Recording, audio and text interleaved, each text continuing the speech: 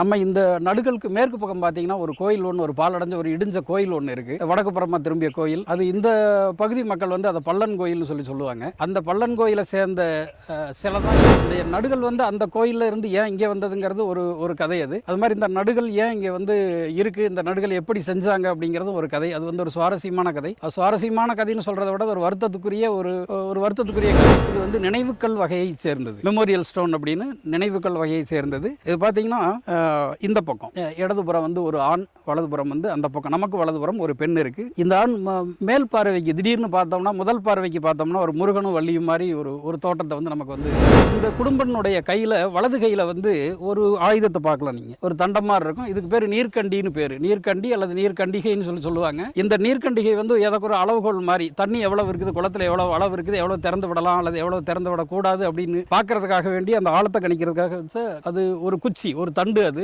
இதை வந்து நீர்க்கண்டி அல்லது நீர்க்கண்டிகைன்னு சொல்லி பக்கத்தில் ஒரு கும்பளி ஒன்று இருந்தது. ஆக்சுவலாக அந்த கும்பளி வந்து இப்போ வந்து அழிஞ்சு போச்சு. அந்த கும்பளி வந்து இப்போ வந்து இல்லை. அது வந்து கொரடுன்னு சொல்லுவோம்.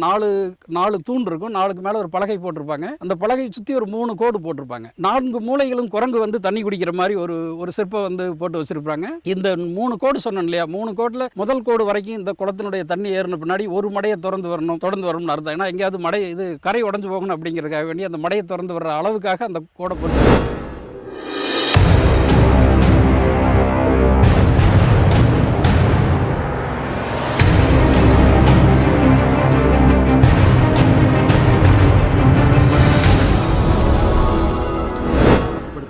இந்துடைய வரலாற்றை நம்ம அவர் வாயாலே அவருடைய ஆய்வின் அடிப்படையில் இருந்து நம்ம வந்து மக்களுக்கு தெரிஞ்சுக்கணும் அப்படின்னு நம்ம நினைக்கிறோம். இதை பற்றி உங்களுக்கு தெரிஞ்ச தகவலை சொல்லுங்கள்.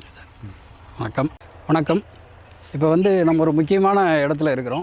நம்ம நின்றுட்டு இருக்கிற இடத்துக்கு பேர் ஐயம்புலி குளம். ஐயம்புலி குளத்தினுடைய வடகரையில் நின்றுட்டுருக்கிறோம். இப்போ ஒரு நடுகள் பக்கத்தில் நின்றுட்டுருக்கிறோம். இந்த நடுகள் இருந்து நேராக ஒரு 5 அல்லது 6 கிலோமீட்டர் தூரத்தில் நேராக வடக்கு முருகன் மலை இருக்குது. இந்த முருகன் மலைக்கு நேர் மறக்க அதே ஒரு 6 கிலோமீட்டர் தூரத்தில் என்னுடைய சொந்த ஊரும் இருக்குது. என்னுடைய தாத்தா பாட்டி, தாய் வழி பாட்டி எல்லாம் இங்கே இந்த பக்கம் நிறையா வயல் வந்து பிடிச்சி நிறையா உழுதுருக்குறாங்க. நிறையா பருவம் பார்த்துருக்குறாங்க இந்த ஏரியாவில். ஒரு 20 வருஷத்துக்கு முன்னாடியே இந்த ஆய்வுகளை வந்து நான் பண்ணியிருக்கிறேன். நம்ம இந்த நடுகளுக்கு மேற்கு பக்கம் பார்த்தீங்கன்னா ஒரு கோயில் ஒன்று, ஒரு பாலடைஞ்ச ஒரு இடிஞ்ச கோயில் ஒன்று இருக்கு. வடக்கு புறமா திரும்பிய கோயில். அது இந்த பகுதி மக்கள் வந்து அதை பள்ளன் கோயில்னு சொல்லுவாங்க. அந்த பள்ளன் கோயிலை சேர்ந்த சிலை தான் இது வந்து நடுகள். இது வந்து குறிப்பா சொல்லணும்னு சொன்னா இது நினைவுக்கல்னு சொல்லுவோம். ஆங்கிலத்தில் வந்து மெமோரியல் ஸ்டோன் பேரு. இது வந்து நடுகள். இந்த நடுகள் வந்து அந்த கோயில்ல இருந்து ஏன் இங்கே வந்ததுங்கிறது ஒரு கதை. அது மாதிரி இந்த நடுகள் ஏன் இங்கே வந்து இருக்கு, இந்த நடுகள் எப்படி செஞ்சாங்க அப்படிங்கிறது ஒரு கதை. அது வந்து ஒரு சுவாரஸ்யமான கதை. சுவாரஸ்யமான கதைன்னு சொல்றதை விட ஒரு வருத்தத்துக்குரிய கதை. அது வருத்தத்துக்குரிய கதை தான். அது இந்த நடுகளுடைய அமைப்பை பார்த்தீங்கன்னா ஏறக்குறைய இது வந்து 15 அல்லது 16ஆம் நூற்றாண்டை சேர்ந்தது. கல்வெட்டுகள் எதுவுமே இல்லை. இதை வந்து ஒரு 20 வருஷத்துக்கு முன்னாடியே நான் வந்து இந்த நடுகளில் பார்க்க வந்த போது இது வந்து பூமிகளை நல்லா புதஞ்சிருந்தது. ஏறக்குறைய இந்த பகுதி இருக்கு இல்லையா, இந்த பகுதி வரைக்கும் பூமிகள் நல்லா புதஞ்சிருந்தது. இந்த சிலைகள் வந்து நமக்கு அப்போ கண்ணுக்கு தெரியல. அப்புறம் சகதியா இருந்ததுனால உள்ளுக்குள்ள வந்து இதை வந்து நம்ம ஆய்வு பண்ண முடியாமல் போச்சு. ஆனால் இந்த சிலை இருந்த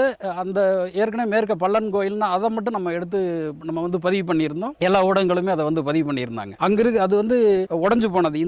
இந்த பெண்ணினுடைய முகம் செதஞ்சு போனதுனால ஒரு ஊனமான சிலையை, ஒரு உச்சமான சிலையை வந்து வழிபடக்கூடாது அப்படிங்கிறதுக்காக அந்த பள்ளன் கோயிலிருந்து எடுத்து கொண்டு இங்கே வச்சிருக்காங்க. நம்ம வந்து இப்போ இந்த சிலையினுடைய வரலாறு வந்து நம்ம பார்ப்போம். இந்த நடுகளினுடைய வரலாறு வந்து இப்போ நம்ம வந்து பார்ப்போம். இது வந்து நினைவுக்கள் வகையை சேர்ந்தது. மெமோரியல் ஸ்டோன் அப்படின்னு நினைவுக்கள் வகையை சேர்ந்தது. இது பார்த்தீங்கன்னா இந்த பக்கம் இடதுபுறம் வந்து ஒரு ஆண், வலதுபுறம் வந்து அந்த பக்கம் நமக்கு வலதுபுறம் ஒரு பெண் இருக்கு. இந்த ஆண் மேல் பார்வைக்கு திடீர்னு பார்த்தோம்னா, முதல் பார்வைக்கு பார்த்தோம்னா ஒரு முருகனும் வள்ளியும் மாதிரி ஒரு தோட்டத்தை வந்து நமக்கு வந்து கொடுக்குது. ரொம்ப கூர்ந்து பார்த்தோம்னா இந்த ஆண் வந்து இந்த பகுதி மக்கள் சொல்றது இவர் வந்து ஒரு பள்ளன், ஒரு மடை குடும்பன். அவர் வந்து பள்ளச்சி, அந்த அம்மா பள்ளச்சி, ஒரு மடை குடும்பச்சி. இவங்களோட 2 பேருமே ஒன்னா இருந்தவங்க, இங்க ஒன்னா இருந்து வாழ்ந்தவங்க. அந்த ஐயம்புலி குளத்தினுடைய மடையை இவர் தான் கவனிச்சுட்டு இருந்திருக்காரு. இவர் தான் அந்த ஐயம்புலி குளத்தினுடைய மடையை கவனிச்சுட்டு இருந்திருக்காரு. இந்த குடும்பனுடைய கையில வலது கையில வந்து ஒரு ஆயுதத்தை பார்க்கலாம். நீங்க ஒரு தண்டம் மாதிரி இருக்கும். இதுக்கு பேர் நீர்க்கண்டின்னு பேரு. நீர்க்கண்டி அல்லது நீர்க்கண்டிகைன்னு சொல்லுவாங்க. இந்த நீர்க்கண்டிகை வந்து ஏதோ ஒரு அளவுகோல் மாதிரி, தண்ணி எவ்வளவு இருக்குது, குளத்துல எவ்வளவு அளவு இருக்குது, எவ்வளவு திறந்து விடலாம் அல்லது எவ்வளவு திறந்து விடக்கூடாது அப்படின்னு பார்க்கறதுக்காக வேண்டி, அந்த ஆழத்தை கணிக்கிறதுக்காக அது ஒரு குச்சி, ஒரு தண்டு. அது இதை வந்து நீர்க்கண்டி அல்லது நீர்க்கண்டிகைன்னு சொல்லுவாங்க. இதனுடைய மேல வந்து ஒரு வரியா போட்டிருப்பாங்க. அவருடைய இடது கையில ஒரு சின்ன கத்தி இருக்கும். இந்த கத்தி ஒரு பாதுகாப்புக்கான கத்தி, அவருக்கு பாதுகாப்பான கத்தி. இதை சில சமயத்தில் இந்த தண்டு மேலேயே சொருகிக்குவாங்க. சொருகிட்டு ஒரு மீனை குத்துறதுக்கோ அல்லது காட்டு விலங்குகளை குத்துறதுக்கோ கூட அது வந்து பயன்படும். ஒரு பாதுகாப்புக்காக பயன்படும், ஒரு தாக்குதல் ஆயுதமாகவும் அதை வந்து பயன்படுத்தி இருக்கிறாங்க. இதுதான் அவருடைய அந்த சிற்ப அமைதி. காது வந்து கொஞ்சம் தோடு வர மாதிரி நீளமாக தோடுடைய காது மாதிரி இருக்குது. வலது பக்கம் வந்து கொண்டை இருக்குது. ஒரு சிறிய துண்டை வந்து இடுப்பில் சுற்றிருக்காரு. ஒரு மடை குடும்பம் இருக்கிறதுனால வயல்லையும் தண்ணிக்குள்ளேயும் இருக்கிறதுனால முழு உடையும் இல்லாமல் ஒரு சிறிய துண்டை வந்து இடுப்பில் சுற்றிற மாதிரி காமிச்சிருக்கிறாங்க. பதக்கம் இருக்குது. நெஞ்சில் பார்த்தீங்கன்னா பதக்கம் வந்து இருக்குது.